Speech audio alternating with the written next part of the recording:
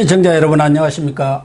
3월 21일 시사정담 시작하겠습니다. 시청자 여러분, 윤석열 대통령 당선인이 어제 대통령 집무실을 용산 국방부 청사로 이전하는 방침을 확정 발표했는데요.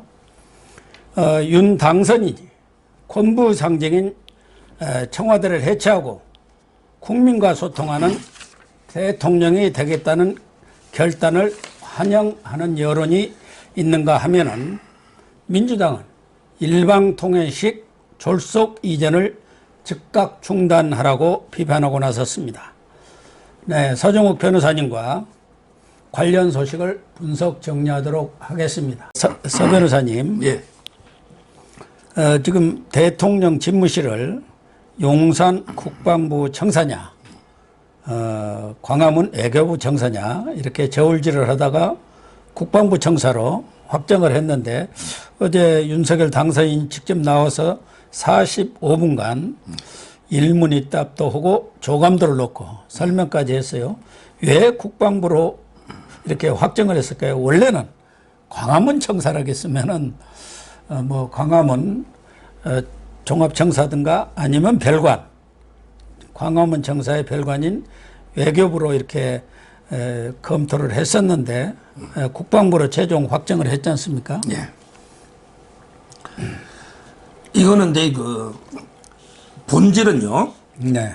본질은 이제 그 지금 청와대 그 궁궐이 들어선 게 그 954년이 됐습니다. 그러네요. 954년. 옛날에 고려 문종. 네. 고려 문종 22년에 그때가 이제 그 1068년이에요. 네. 1068년에 그때는 개성이 수도였죠. 예. 근데 남경 서울에 이제 궁궐을 하나 더 둔 거죠. 네. 그때 처음으로 이게 들어서가 지금까지 954년이 된 거예요. 그때까지 이제 이름은 바뀌어 가지고 뭐 이게 경복궁이든 경무대든 청와대든 이름은 이게 바뀌었지만 옛날에는 이게 왕이고 지금 이게 우리 독립되고 나서는 제왕적 권력을 가진 대통령. 네. 이런 이제 그 지도자들이 이제 그 구중궁궐 속에서 구중궁궐 속에서 이제 그 국민을 백성을 내려다보면서 통치하던 예. 이게 바로 이게 그 제왕적 대통령 아닙니까? 이 954년 천년의 역사를 이게 뒤바꾸는 엄청난 저는 일이라 봅니다. 그렇죠. 이 청와대를 국민한테 돌려드리는 이게 역사적인 일입니다. 그 다음에 광화문이냐 용산이냐 또 이게 이전 비용이 얼마 드느냐 네. 이런 거는 이제 실무적으로 지역적으로 부차적인 얼마든지 일들이죠. 그렇죠. 네. 얼마든지 이게 해결할 수 있는 거고 저는 천년 내의 큰 사건으로 봅니다. 야, 이 위치를 5월 10일 날 국민한테 완전히 개방해 돌려주고 저 옛날에는 이게 대통령이 천상의 세계 높디 높은 천상의 세계에 있다가 지금 이게 낮은 곳으로 백성 속으로 국민 속으로 오는 이 천년 내에 엄청난 큰 사건이다. 이렇게 저는 아주 높이 긍정적으로 평가합니다. 그렇죠. 근현대사에 들어서 가장 획기적인 사건이고 어떻게 보면은 천도라 할 만합니다.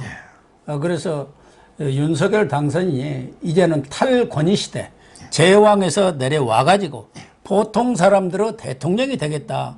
그러니까 그게 무슨 외교부 청사든 국방부 청사든 그게 뭐 그렇게 중요한 건 아니고 구중궁궐에서 내려왔다는 거. 우리 백성 속으로 우리 국민 속으로 내려왔다는 거 그게 가장 중요한 것 아니겠습니까? 그러니까 이걸 이게 그 대깨문들 있잖아요. 어제 노영희 변호사라고 있습니다. 네. 노영희는 이게 그 박사님 저도 방송 같이 계속 했잖아요. 예. 이런 이게 논리도 전혀 없는 대깨문들에게 입에 거품 물고 지금 반대하고 있죠. 이런 이게 대깨문들한테는 문재인의 취임사 한 구절을 들려주면 끝나요. 그렇습니다. 문재인의 취임사를 제가 적어왔거든요. 예. 문재인이가 취임할 때 2번이나 공약했습니다. 우선 뭐랬냐면 이 권위적 대통령 문화를 청산하겠습니다. 준비를 마치는 대로 지금의 청와대에서 나와서 광화문 대통령 시대를 열겠습니다. 예. 참모들과 머리와 어깨를 맞대고 토론하겠습니다. 그리고 이제 국민과 수시로 소통하고 주요 사안은 대통령이 직접 언론에 브리핑하겠습니다. 이게 문재인의 말입니다. 물론 이게 하나도 지켜진 건 없죠. 근데 문재인이도 청와대를 이렇게 내려와서 광화문 시대 열겠다. 네. 청와대를 이렇게 국민에게 돌려주겠다 했잖아요. 네. 그때는 이게 아무 말이 없더니 왜 이제 청와대 돌려주는데 뭐 군사시설이 어떠고 뭐가 어떠고 이런 게 말도 안 되는 개변을 하고 있는 거고요. 이번에 저는 대통령 집무실 옮길 때 가장 깜짝 놀란 게요. 네. 1층이 기자실입니다. 기자실. 야, 저기 깜짝 놀랐어요. 네. 1층이 기자실이고 2층부터 이게 집무실이 되는 거예요. 네. 이러면 이게 바로 대통령이 직접 이게 언론에 브리핑하는, 어제 보십시오. 대통령이 20개의 질문을 받았어요. 45분 동안 네. 기자들에게 20개의 질문을 받았단 말이에요. 이게 보통 일이냐고. 문재인이 이게 A4 써주면 뭐 한 두세 개 받다가 아이 그래 그만합시다 뭐 이랬잖아요. 와, 45분 동안 이게 정말 불편한 풍수들이 무속 질문까지 다 받아냈잖아. 이게 바로 소통하는 대통령이에요. 따라서 저는 기자실을 1층에 둔 것만 해도 엄청난 일이다 이렇게 봅니다. 그러니까 지금 청와대만 하더라도 춘추관이라고 하지 않습니까? 기자들이 있는. 거기는 저 청와대에서 한참 떨어져 가지고 저 귀퉁이에 있습니다. 저도 거기 청와대 주력 기자를 했었기 때문에 그러는데 청와대를 갈래야 뭐 갈 길도 별로 없고요. 지금 같은 경우는 그쪽에서 오케이가 나지 않는 한 갈 수가 없어요. 그런데 이제 1층에 가 기자실이 있으면 대통령이 오르락 내리락 하면서 기자들도 자주 만나고 뭐 들어가서도 또 얘기도 나누고 미국 대통령이 그러지 않습니까? 헬기 타고 내리다가 또 얘기하고 뭐 전부 그러잖아요. 그러니까 바로 국민하고 소통을 하는 것이죠. 그래서 결국에 그 민주당 애들이 전부 이게 비용이 뭐 1조가 어쩌고 저쩌고 아니 이게 대통령이 그냥 이게 한 500억 든다잖아요. 496억이라고 이렇게. 그러면 이게 500억만 예비비 지출해주면 되는 거예요. 예. 이걸 만약에 국무회의에서 비토나면 완전히 혁명 납니다. 처음부터 이게 국무회의에서 이걸 부결시켜버리면 저는 1조라는 게 이게 터무니없는 거예요. 제가 이렇게 들어본 1조는 저 대장동에서 이게 이재명이가 해쳐문 게 1조입니다. 대장동에 이재명이 한 게 1조고, 그 다음에 이재명이가 경기도청 옮긴 게 4,900억, 한 5천억입니다. 예. 그게 5천억이에요. 예. 근데 지금 대통령 집무실은 이미 있는 국방부 청사를 이용하는 거고요. 그 다음에 그 합참은 장기적인 거고, 지금 이게 완전히 바로 이전하는 게 아니거든요. 따라서 비용을 이게 1조라는 거는 터무니없는 제2의 광우병 가짜뉴스에 퍼뜨리듯이 또는 이제 그 세월호 가짜뉴스에 퍼뜨리듯이 좌파들에게 막 1조 하는데 이거는 옮겨보면 바로 그 비용은 얼마든지 객관적으로 산출이 될 거고요. 얼마든지는 분명히 저는 뭐 바로 잡힐 거다. 국민들이 그런 1조에 속지는 않는다. 이래 봅니다. 그러니까 문재인의 2012년에도 공약을 했고 2017년에도 했는데 그 공약하고 윤석열 당선인의 공약은 싱크로율이 거의 100%입니다. 한 사람은 지켰고 한 사람은 안 지킨 것이죠. 어제 윤석열 당선인도 얘기를 했지 않습니까? 일부에서 속도 조절론이 나오기는 하지만 만약 이것을 그 속도 조절에 따라서 한번 들어갔다가 잠시 거기 있다 나오자 하면은 못 나온다. 지금까지 다 그리왔지 않느냐. YS 때부터 나오려고 했습니다. 근데 다 못 나왔어요. 들어가면은 또 거기에 안주해버리기 마련이지 않습니까? 특히 경호처나 이런 데는 안 나오려고 합니다. 그러니까요. 결국에 저도 그렇게 생각해요. 한번 이게 들어가면 이전하는 게 거의 불가능합니다.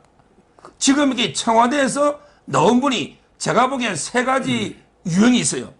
한 분은 이제 그 박정희 대통령처럼 흉탄의 김재규. 예. 정말 이게 불행하게 서거하셔가지고 나오신 분이 있고요. 네. 또 이게 또 한 분은 전두환, 노태우처럼 이게 전부 다 나중에는 나왔지만 결국에 교도소로 가신 예. 이런 게 또 불행한 분들이 있고요. 그 다음에 나왔지만 이게 노무현처럼 스스로 이게 극단적 선택한 이게 불행한 역사입니다. 한 번도 이게 제대로 그 들어가서 이게 이전한 역사가 없어요. 따라서 저는 이번에 과감한 결단을 내린 거예요. 그러게 그렇죠. 이런 거는 이게 결단을 내려야 됩니다. 그냥 들어가서 뭐 1, 2년 여론 수렴하고 뭐하고 하다 보면 도저히 또 그냥 불가능하게 지나가 버리는 거죠. 이것은 대통령의 또 당선인의 결단 사항이지. 그걸 또 여론조사를 해서 무슨 여론을 수렴할 겁니까? 공청회를 해서 수렴할, 결과는 똑같아요. 나오느냐 안 나오느냐의 그러한 지도자의 결단만 남은 사안인데, 만약에 이번에 윤석열 당선자가 또 결단을 미뤘다 할 경우, 이런 공약도 못 지키는 사람이 저래 가지고 무슨 대통령을 하냐, 정권 바뀐 건 맞아? 이렇게 나올 건 뻔한 거거든요. 그럼요. 그리고 이게 비용을 계산할 때요. 이 좌파들은 이사 비용이나 뭐 1조 전부 이게 들어가는 비용만 생각하죠. 예. 근데 비용을 계산할 때는 우리가 이게 얻는 것도 이게 빼야 됩니다.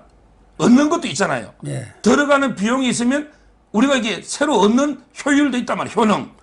그럼 이게 예를 들어 청와대가 지금 7만 평입니다. 그 개방을 했을 때 여론이라는 것은 청와대 국립공원을 만들어서 수조 원이 아니라 뭐 그럼, 얼마가 될지 모릅니다. 이걸 이게 우리나라 이게 정원 중에 상춘제 또는 이제 녹지원. 녹지원. 저도 이게 청와대 미래개혁을 많이 가봤습니다.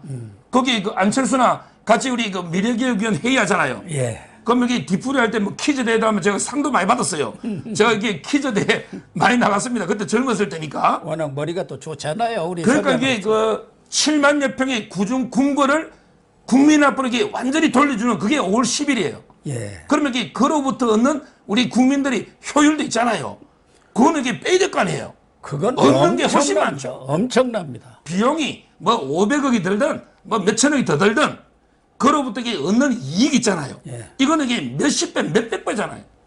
직접 청와대를 돌려받는 이익도 있고, 그게 아니고 이게 제왕적 대통령제를 청산해가지고, 이제 대통령도 근데 최고의 공무원 중에 한 분이다. 보통 사람들의 시대 있잖아, 노태우처럼. 이거만 해도 이게 저는 천문학적 이익을 얻는 게 있는 거예요. 그걸 따져보면 이게 비용과 이익을 서로 상계를 해보면 훨씬 이게 이익이 크다. 이래 보는 거죠. 저는 청와대가 이제 5월 10일부터 개방이 되면은 과거 이명박 대통령의 청계천은 저리 가라 할 정도의 저는 윤석열 신드롬이 난다고 봅니다. 아마 청와대에 어마어마한 사람들이 몰리고 거기에서 북악산까지 이제 뭐 산책하고 등산하고 그런 상황이 벌어질 거예요. 그게 지금 민주당은 제일 무서운 겁니다. 그게 또 6월 1일에 지방선거 있잖아요. 그 앞에 이런 바람이 불어불면 끝나는 거거든요. 그것 때문에 자꾸 이걸 폄훼하는 겁니다. 그래서 제가 이게 결국 민주당이요. 민주당이 입에 거품 물고 반대하는 있잖아요. 이게 저는 결론적으로 세 가지 이유로 봐요. 도저히 민주당이 왜 결사 반대하는가 너무 이걸 예. 제가 세 가지로 정리했습니다. 자, 첫째, 문재인의 공약 실패 이게 대한 이게 자기들에게 부끄러움 있잖아요. 예. 문재인이가 2번이나 공약으로 청와대 옮긴다는데 못 옮겼잖아. 네. 자기들은 못했는데 윤석열이 해낸다? 이런 이게 콤플렉스가 있는 거예요. 배 아프죠. 바로 이게 문재인이가 공약을 못 지켰다. 이 스스로의 콤플렉스 있잖아요. 문재인이가 못한 일을 윤석열이가 해내네? 이게 크거든요. 단숨에 해내지 않습니까? 그러니까요. TJYS도 못한 일 아닙니까? 이게 첫째 이유고, 그 다음에 두 번째 이유는요. 야, 두 번째 이거 중요합니다. 바로 근데 지방선거를 앞두고 싱가포르 센토샤의 악몽이 떠오르는 거예요. 센토사. 센토샤. 네. 저번에 우리가 4년 전에 지방선거 6월 13일이었죠. 예. 근데 6월 12일 날 트럼프하고요. 그 다음에 김정은이가 싱가포르에 모여가지고 센토사 섬에서 시대 위장평화 쇼를 벌였잖아. 그때 이게 지방선거는 끝나버린 거예요. 그걸로 끝났죠. 그걸로 끝났죠. 네. 이번에 5월 10일 날 청와대가 완전히 개방돼가지고 국민들이 청와대에 막 북악산 올 거 아닙니까? 네. 이러면 이게 지방선거 끝나는 거예요. 지금 이게 민주당은 이게 두려운 거예요. 자기들에게 센토사에서 한번 재미 본 거. 예. 이게 청와대 개방돼가지고 전 국민이 오면 뭐 청계천의 효과는 저리 가랍니다. 그럼 알아서 지방선거에 엄청나게 불리해지는 거예요. 이게 저는 두 번째 이야기고. 그 다음에 마지막으로 세 번째 반대하는 거는 윤석열 길들이기 있잖아. 처음부터 이게 밀리면 계속 밀린다. 초창기 윤석열 0.7% 져서 그럼 이게 0.7%만 대통령 해. 이 말이 이게 너 마음대로 하면 우리 민주당이 딱 이게 막으면 어떻게 되냐 보여주는 이런 이게 반대를 위한 반대. 윤석열 길들이기, 이게 저는 세 번째로 보는 거예요. 그래서 이게 민주당이 결사 반대하는 거는 첫째는 이게 문재인이 공략 못한 콤플렉스, 예. 그 다음에 지방선거의 악영향, 그 다음에 윤석열 길들이기, 이 세 가지거든요. 지금 이게 민주당이 뭐 안보를 내세워, 이거야말로 이게 지나가는 김정은이가 앙천대소합니다. 지나가는 게 삶은 소대가리가 앙천대소합니다. 아니, 우리 안보를 지금 누가 망쳐놨는데. 지금 이게 뭐 민주당이 안보가 어떻고 뭐 공백이 어떻고, 지금 이게 민주당이 그 말할 자격이 있어요? 또는 이게 뭐 비용이 어떻고, 민주당이 돈 풀어가 푼 게 얼마인데 안보나 비용은 말도 안 되고, 제가 말하는 게 세 가지, 그게 저는 진짜 이유로 봅니다.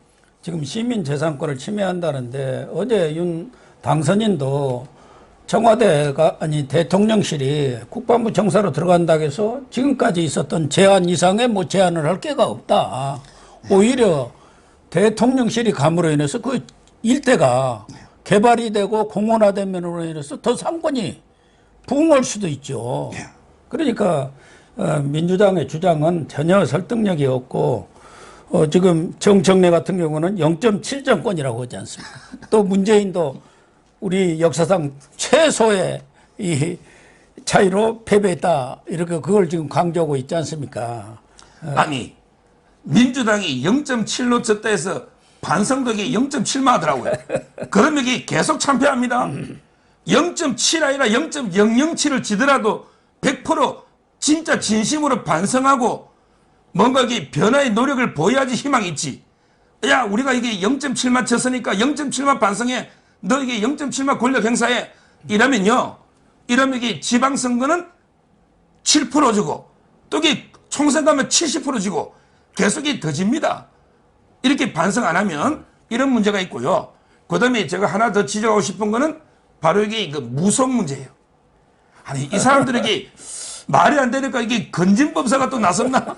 건진법사가 여기 뭐 청와대는 풍수질이 안 좋으니까 옮기랬나? 이러잖아. 이거는 말이 안 되는 게. 어제도 뭐 어떤 기자가 무속 얘기를 하니까 윤 당선이 그건 민주당이 좋아하는 소리 아니냐고 그러던데. 지금 이게 풍수지리가 나빠가 옮기된다는 게요. 누가 했냐면 이게 유홍준. 네. 유홍준 문화재 청장했죠. 나의 문화유산 답사기 있잖아요. 예. 유홍준이가 이렇게 청와대 풍수질이 안 좋으니까 옮기된다는 건 무속은 민주당이 주장인 거예요. 예. 윤석열 후보 집이요. 집이 그 옛날에 삼풍백화점 무너진 거 있잖아. 아크로비스타. 그거 아닙니까? 저희 사무실 바로 맞은편이잖아. 예. 아니, 그때 한 610 몇 분이 돌아가셨잖아요. 그런 게 흉터도 사가지고 이게 주택으로 해가 대통령까지 배출됐는데 풍수지리 믿음에 그 삼풍백화점 무너진 데 들어가 있습니까? 저는 모든 걸 이게 그 합리적인 의사결정의 행거지, 예. 풍수지리는 이게 무속도 전혀 말이 안 된다 봅니다. 어쨌든 이제 청와대라는 구중 궁궐이 없어지고 청와대가 해체됨으로 인해서 진짜 우리나라 민주주의가 한 단계 더 성숙하는 그런 획기적인 전기가 마련됐다, 저는 그렇게 봅니다. 아, 그럼요. 제가 여기 첫머리에 말했지만 옛날에 그 단재 신채호성이 있잖아요. 단재 신채호성인데 그 묘청의 날이죠. 묘청이 그 서경 평양으로 옮기려는 거 있잖아. 이게 조선 1000년 내에 가장 큰 사건이다. 이렇게 평가했거든요. 신채호성이. 근데 저는 이번에 그 청와대 집무실 이전도요. 아까도 말했지만 이게 그 1068년 문종 22년에 처음으로 이게 궁궐 이후에 954년을 완전히 국민이 군림한, 바로 근데 이거 천상에 군림한 거예요. 높디 높은 천상에 954 천년을 군림한, 이게 낮은 대로 국민 속으로 완전히 내려왔잖아. 저작거리로. 예. 이게 바로 소통이거든요. 따라서는 이 역사적 의미를 우리가 제대로 이해하고 제대로 이렇게 깨달아야지, 이걸 뭐 비용이 뭐 몇 푼 더더니 이런 게 지역적인 문제로 방해할 게 아니다. 저는 상당히 최근 1000년 이래 아주 의미 있는 큰 사건이다. 제대로 이렇게 잘 결단하셨다. 이렇게 높이 평가합니다. 뭐 1000년까지는 모르지만 근 현대사 우리 정치사에 있어서 이렇게 큰 사건은 천도하고 똑같은 일을 한 것입니다. 그렇습니다. 예. 그 점은 누가 뭐라기도 평가를 해야 하고, 문재인 대통령이나 민주당 측은 공약을 여러 번 했는데도 불구하고 노무현 때도 했으니까요. 예. 그걸 지키지 못하니까 그걸 단번에 해치우니까 거기에 배가 아파가지고 자꾸 말도 안 되는 이런 것 저런 걸 자꾸 시비를 거는데 이런 때는 깔끔하게 아 잘했다 우리가 뭐 예비비고 뭐고 지원해 주겠다 그래야 민주당이 살아납니다. 제가 이게 민주당의 뭐 윤호중이가 비대위원장이니까 이게 말이 됩니까? 제가 남의 당을 논평하고 싶지도 않은데 이번에 대선 패배의 책임하고 이게 권한은 비례합니다. 이 말은 이게 권한이 클수록 책임이 큰 거예요. 그럼 이게 이번 대선 패배의 가장 큰 책임자는 누구냐? 첫째는 이게 문재인이죠. 두 번째가 이제 이재명이죠. 세 번째가 송영길이죠. 그 다음에 네 번째 마지막 윤호중이 아닙니까? 근데 윤호중이가 비대위원장을 해요? 어떤 분에게 이재명이 보고 비대위원장 해라더라고. 이게 민주당이 반성 안 하는 거예요. 제가 진짜 이게 민주당 뭐 비대위원하면 저는 이럽니다. 야, 우리 그 DJ부터 노무현, 문재인까지 청와대 이걸 국민에게 돌려주려고 했는데 우리 못했는데 윤석열 후보 하니까 축하한다. 우리도 이게 적극 협조하겠다. 우리가 못한 거 부끄럽다. 진짜 이게 반성한다. 앞으로 이게 같이 한번 선의 경쟁해보자. 이러면요 국민이 박수 칩니다. 근데 그게 아니고 김대중, 노무현, 문재인가 못한 걸 윤석열이가 하니까 배 아파가지고 이게 오히려 계속 의기장 놓고 이게 반대를 위한 반대하잖아요. 이래서는 이게 국민의 떠나간 민심을 영원히 되돌릴 수 없고 오히려 이게 민심은 더 떠나간다. 더 떠나간다. 이번에 지방선거 총선 보십시오. 더 이게 민심은 떠나갑니다. 이제는 0.7 차이가 아니에요. 이제는 이게 7%, 의석은 이게 70% 차이 날 수도 있는 거예요.